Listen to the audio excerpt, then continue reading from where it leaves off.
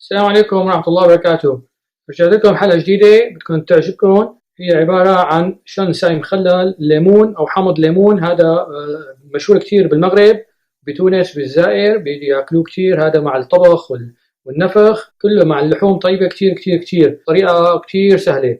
المكونات على بركة الله. بسم الله الرحمن الرحيم. صلوا على النبي، اللهم صل على محمد. بدكم الليمونات صراف، تغسلوهن بعدين تقسموهن 4 حزوز. فأنا هي قسمتها بالسكينة 4 حزوز، بس خليت سفلى منيح، يعني ما قطعتها كلها 4 حزوز هيك. بدنا ملح، شايفين شلون؟ مشان نغرقهم كلهم هدول ونمليهم كلهم ملح. بعدين بدنا عصير شي 4 5 ليمونات زيادة، هدول هن ليكن عصرهم هدول.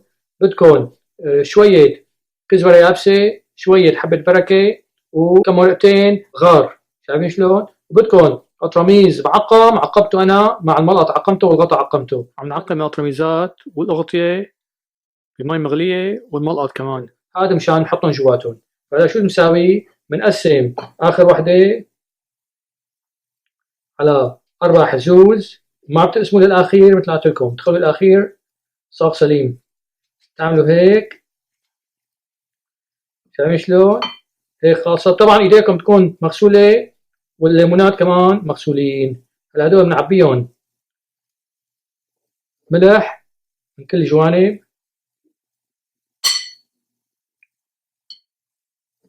بدنا ملح كتير.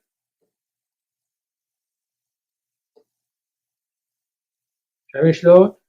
وبتعبوا تساوي غيرهم.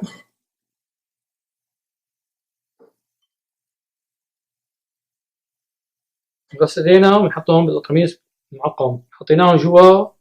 هلا بناخذ حبة بركة بنحط عليها شوية، نحط عليها كزبرة يابسة شي نص معلقة، ورق غار. هلا بنحط عليهم عصير ليمون. إذا لقينا نقص عنا عصير الليمونات بنعصر غيرهم. وإذا بدكم كمان مي وملح، المية للملح كاسة مي حطوا لها نص كاسة ملح، ذوبوها وتضيفوها هون، وبعدين سكروا عليه. نحطه على جنب مكان دافي ل4 أسابيع قبل ما نفتحه. وقت نفتحه نستخدمه شو بنساوي؟ بنحطه بالبراد. شايفين ما أحلاه؟